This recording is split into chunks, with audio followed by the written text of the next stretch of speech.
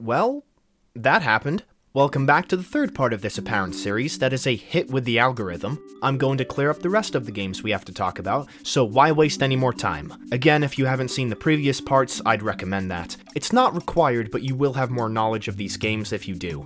With those previous parts, I made a little oopsie. It seems I upset some people, the OCReMix fandom to be specific. It was a big mistake comparing it to Forsaken because almost everyone got mad at me for making that comparison, so I will add fuel to the fire by saying that OCReMix and Forsaken are similar games. They both have a number of survivors and killers that each have their own abilities.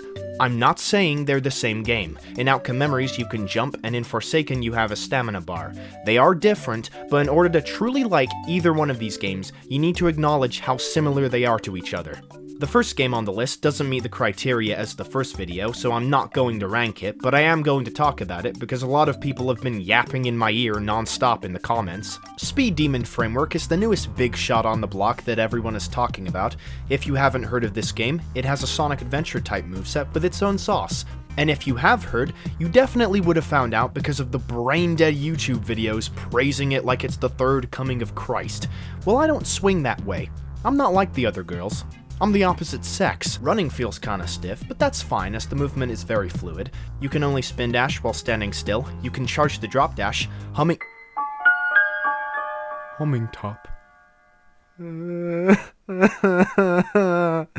At least it's different here. It keeps going on the ground, and if you jump in that time, you get much higher altitude. Some stuff is a bit weird. You can activate the equivalent of the power boost by fully charging drop dash. Why? That feels like a cheat code. How am I supposed to figure that out on my own? It drains your rings, but it doesn't do anything aside from change one move. For some reason you can double jump and air dash, and it isn't a typical one like you'd see in any other game. The air dash direction is based on the camera, not where Sonic is looking. So it just turns into another double jump. Drifting is loose, it's not the best for turning, having this weird arc. Only one level is in place with less than 2 minutes of content, so I can't really get a good grip on Sonic's moveset. From what I've explained, this is a pretty alright framework. Not the best, but it's good. The main issue isn't actually the game itself, but the constant glaze I see for this tech demo. It's a problem I have with the Sonic fandom and online communities as a whole, where the collective people of the internet choose at random what thing to get completely infatuated with. At times, I see no problem with this. Shadow Generations and the third movie released and everyone's talking about it? That's okay. Shadow Generations is extremely polished and Sonic Movie 3 is probably my favorite of the trilogy. But when everyone collectively starts saying a game is a masterpiece when it's in an alpha at best, that's where I draw the line. Remember Sonic Omens? In the 2020 demo, it had 3 levels. That was it. And people glazed over that game all because it looked pretty. Are you really saying a game is great with only a couple stages under its belt as long as the graphics are amazing? Heck, it doesn't even need to have any levels. Remember The Day Before, the most wishlisted game on Steam?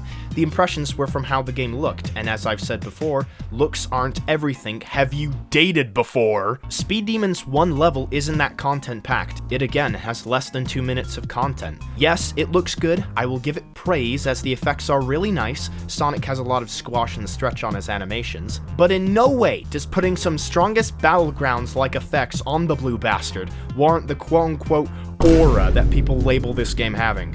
Aura, aura, aura, look at this game! There's so much aura in here! Look, look, look, look! Aura, aura, aura! You're not looking! Aura, aura! Timmy, I only invited you here because I felt bad for you. If you don't shut up, I'll punt you 20 miles across the football field. I don't care how much aura this game has, especially when the aura in question does nothing! Let's get to some actual rankings now. Sonic Legacy of Sonority is a Sound Engine-inspired game, originally being called Sound Engine Plus. Normal boost moveset aside, this is pretty much what you would expect from Sound Engine with additional features. You can play as Sonic and Shadow with custom voice clips, which is cool. The only difference with Shadow is the homing attack, and that's it. Red rings are free to get, but as per usual with these games, they don't do anything once you get them all. There are a bunch of stages that use an older version of the engine, but they're nothing special. B tier. Keeping on the train of my boy Konaku's games, Super Sonic Robloxia Adventure jump scares you with, "No, I thought I was done with you. You came back just to take over my life. Well, I'm not giving it up so easily! A cutscene is in place with a semi-interesting plot, but it has no effect on anything else. Onset adventure moveset, bounce, drop dash, homing top, blah blah. You've heard it before. By the way, if you don't want to be called an Onset Adventure clone, one step towards that would be not to call the humming top the air kick, as that's what it was called in that game. C tier. Please tell me all the digital swirl games are gone. I think that's about it. They are? Okay, Sonic Rangers Plus is an adventure/boost hybrid. Rangers was the beta name for Frontiers, oh god damn it! I say it's a hybrid of those two because Sonic can spin dash and Shadow can boost. It's an idea I've been throwing around for a while, and it works alright here. Although there isn't a point to playing as Sonic since the boost is faster and the levels are obviously designed to accommodate it. Your biggest enemy in the game isn't the egg pawns or controls, but how freaking dark everything is. Radical Highway and Moonlight Heights are cloaked in shadows. With that darkness, you're supposed to know that there are spikes on the ground, the same color as the concrete, that you will get hit by if you don't crank up the brightness. You can unlock other moves by grinding for rings, but I didn't feel like doing that. B tier. Shadow Generations Beyond is what Project Frontiers is to Frontiers. It's just Shadow Generations white space, only the water segment though. The game breaks when you touch the water, ironically. I played this game when the Doom Surf was working, and it was okay. There's chows to get. It is impossible to get all of them, as exampled by the badge you get from obtaining them all, having no one got it. 1 million visits. And no one has got this. The most unfortunate thing about this game is that Temp made it, so of course there are microtransactions. It is getting more tempting to publicly shame Temp. See what I did there? D tier. Oh boy, I can't wait to play my favorite game. Barely modified digital swirl. Sonic Unbound Adventure. You know, this actually makes it extremely easy for me, because I can instantly put it in C tier. The only thing this game does that's unique is the glider that functions like Mario World's Cape Feather. Another game with the slide jump. Why does everyone think the slide jump is the coolest thing? There's no skill involved. You press a button and get a further jump.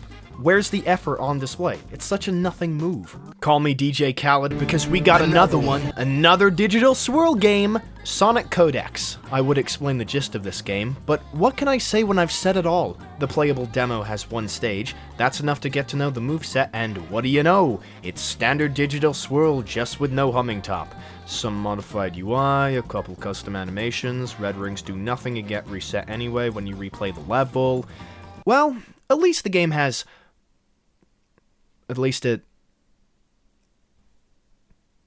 C tier. If you're enjoying the video, you might want to subscribe. It helps me and lets you know when I upload videos like this one. The next game is one I've been waiting on to come out. Sonic Advance Chaos version 2.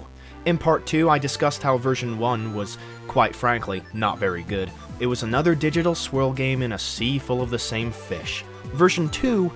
Okay, version 1 felt uninspired. It had mock speed mode and the downwards humming top, but they don't change the experience enough. It's still Onset Adventure at the end of the day. Version 2 is the direct opposite. It feels too inspired. There are unique things in here. The airdrop I like very much. It's good for diagonal movement.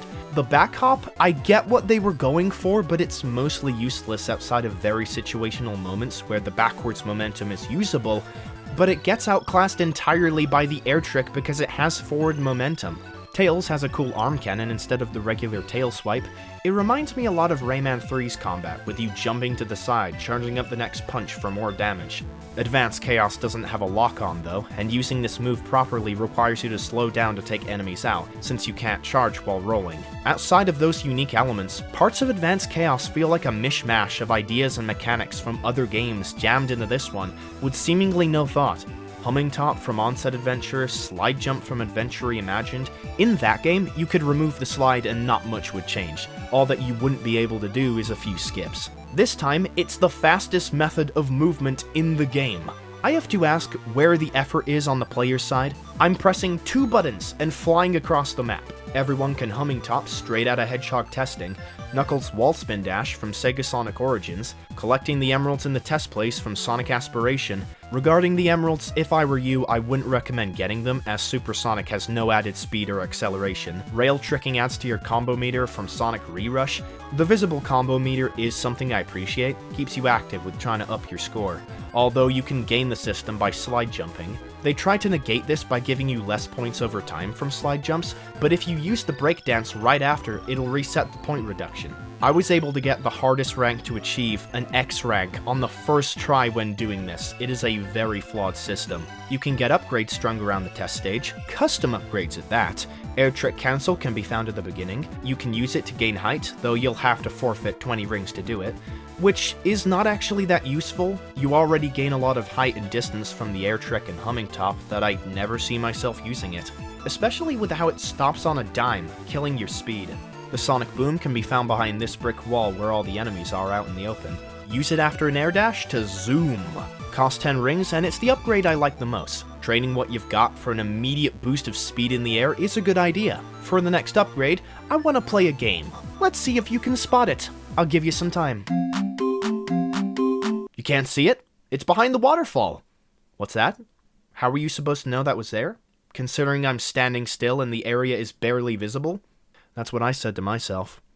Still haven't got an answer. The Sonic Shockwave is a boost of speed on the ground for 20 rings. I'm sensing a pattern. Why is this a separate upgrade? Just have it so you can do Sonic Boom on the ground. The last for Sonic is the Double Jump. It is literally the Air Trick Cancel, but it takes no rings to activate, you can do it everywhere, and it carries your speed.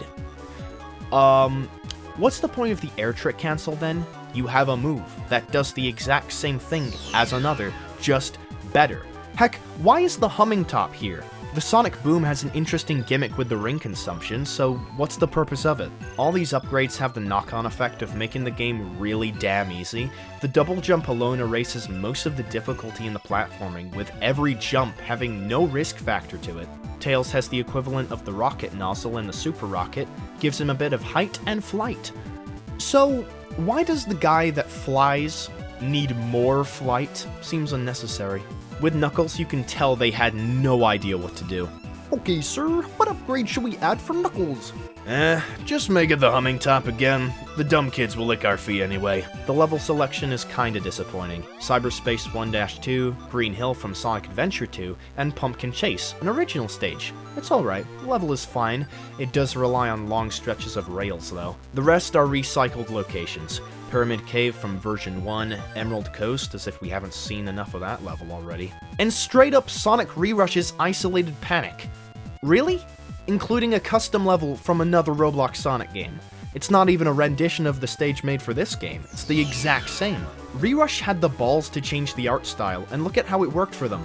No other Roblox Sonic game has the same style as Rerush's models, and that's what made that game stand out. B tier. Advanced Chaos version 2 tries to be a jack of all trades, but it doesn't excel with much of what it includes, and what it does do well is mostly taken from other games. A lot of it is the bare minimum too. It's afraid to take an actual risk. That's one thing that people get wrong with Digital Swirl. They're afraid of being different from the norm, or don't think it's worthwhile. Digital Swirl is a good engine, it's the amount of people misusing it that is the main issue. Take Pyra Adventure 3 and Sonic Rebooted as an example of what to do right. The former has Dr. Baconhair. He is not just a separate character from Noob, his playstyle is completely different. Instead of trying to go the fastest you can, all the while bouncing on enemies to traverse, you're trying to get the highest enemy combo, lower bridges to get to other parts of the level, and generally you're taking your time more. Giving Baconhair the double jump helps with that. It's a move more fit for explorative purposes. The latter isn't that special in terms of Roblox Sonic as a whole, but Rebooted does run on a modified Digital Swirl. It is the most different you can get from Onset Adventure, and that is the main thing wrong with many of these games. They are all too similar to the one who started it all. You guys are only scratching the surface of what can be created with the engine. I believe that all the developers out there that use Digital Swirl can make something that is truly worthwhile, and not another carbon copy if they try hard enough. I know it's impossible, but if everyone can possibly collaborate together on one project, pitching in where they can, we might have a golden age on our hands. Sonic Digital Circuit is Sonic Uprising with the modern characters included. They still all play the same. D tier. Oh look, they have a collab with Sonic Uprising. I wonder why. Maybe it's because they're both the freaking same. Project Utopia tries to recreate the certified hood classic fan game, Sonic Utopia, in Roblox. It's made by the Noob Adventure team, so this is going to be pretty exciting. It uses Digital Swirl. Now that's not a bad thing. Digital Swirl has good momentum with rolling down slopes, and Sonic Utopia is very momentum based, so I'm looking forward to see how they pull this off. You can spam peel out for infinite speed. There are no items or anything to do, only 2 stages. So, yeah, C tier. Yet another Sonic Frontiers recreation. Sonic Frontiers Ultimate is... I don't have to tell you at this point. Surprisingly, the first cutscene of Frontiers is implemented, and it's alright if you ignore Amy's glitched eye texture, Tails' invisible pupils, and Kronos Island being as absent as my self-esteem. You can play in cyberspace with very stiff boost controls, explore Kronos with very tight boost controls, and... C tier. There better be stuff to do in the next one. I'm getting inertia from how little stuff you can do in these games. You could say I'm getting... Sonic inertia. It's a good boost framework. The movement is pretty tight. It's not the same as Unleashed, having a hint of Infinity Engine DNA if you've played any games that use that. You can customize Sonic's clothes and color of his fur. The color changing is a prick to work with as your cursor is invisible. On controller, the right stick doesn't work. There is some pretty good level design spread around the test place. I think I'll put you in B tier. You'll have to excuse me. I've just received a call that someone else wants a fan game on their plate. I'm still doing this, by the way. This is my job now. Sonic limits the imagination, because this is another barely modified Digital Swirl. Is he gonna say that every time? Yes. Emerald Coast. Again, it's the same stuff. Every time! In order to get to that level, you need to collect adventure tokens, which are the white rings you can see around the test stage. There's no counter to track how many you have, and they don't disappear once you get them. So... C tier. Sonic :R, very confusing name, is yet another... Wait. Hang on. Wait. This isn't barely modified. It's heavily modified. I'm in shock. More than the bare minimum has been accomplished? In my Digital Swirl game? It has boost gameplay with the spin dash, of course, similar to Rebooted. You know what this game reminds me of? Sonic Inertia. The test stage has an alright obstacle course. It uses momentum well, like the drifting sections. The drift is finicky at first. It's set to toggle and changes direction instantly. You can get to an unfinished stage that's 10 seconds long through my favorite staple of the Sonic series, the Rift Gate from Jak 2. There's no way out of the water if you fall in, by the way. Shadow is a playable character, but the only major change is his homing attack. There's achievements to get, but the requirements are as easy as forces. Type in chat, drown, game over, touch Shadow, fail a QuickTime event, be in the same server as the owner, which is something a lot of these games do for some reason. To B tier you go.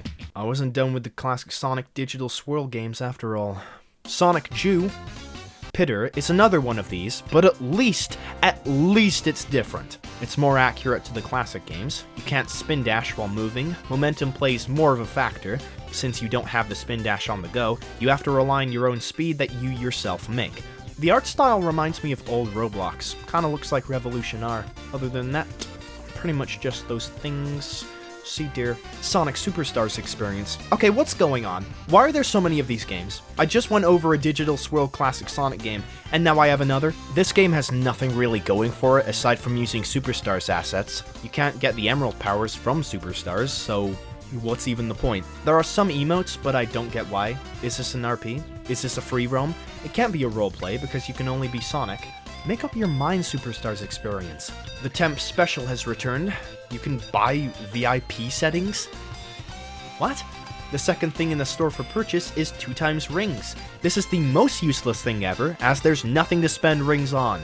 Bravo, Temp. I tip my fedora. D tier.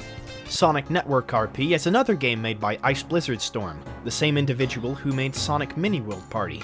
That game was okay. It did go for a unique game style that I don't think was the best personally, but it was something different.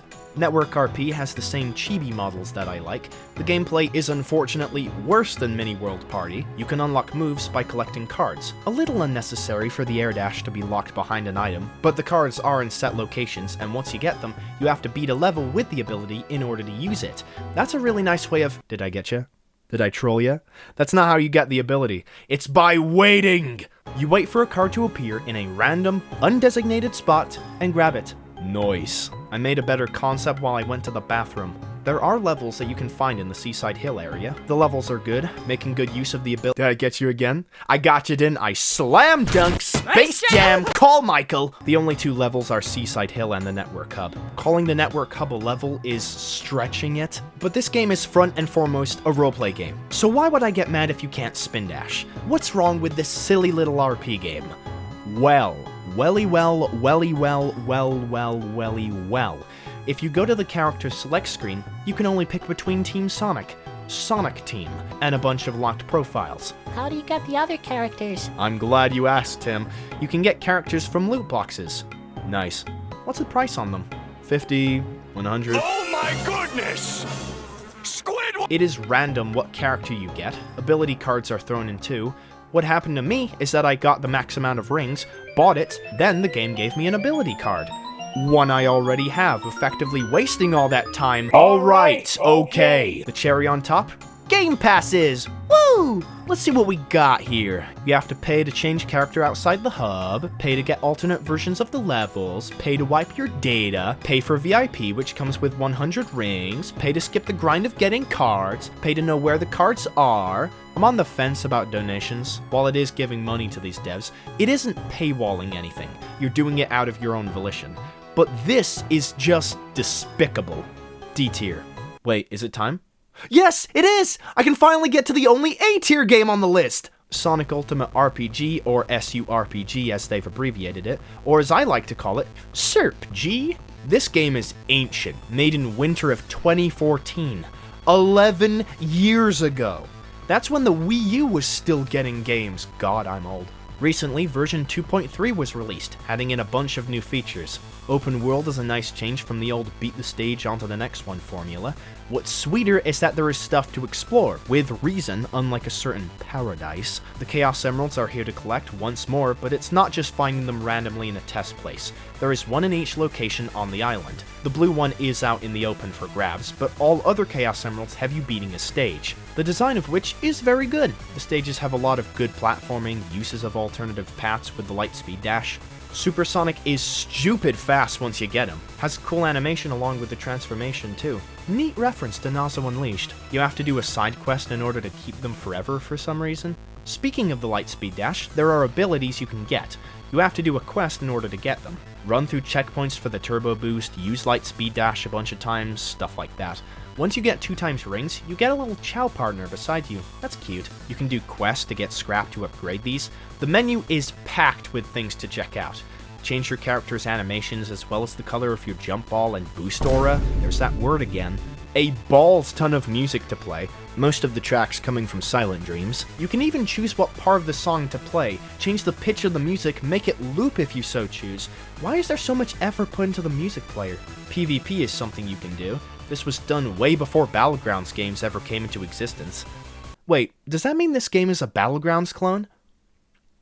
D-tier. Unnecessary microtransactions came with 2.3. 3 of them are cosmetic, 1 of them is a donation, and 1 starts you off with 50 rings. You can get 50 rings in about 10 seconds though, so why is this here?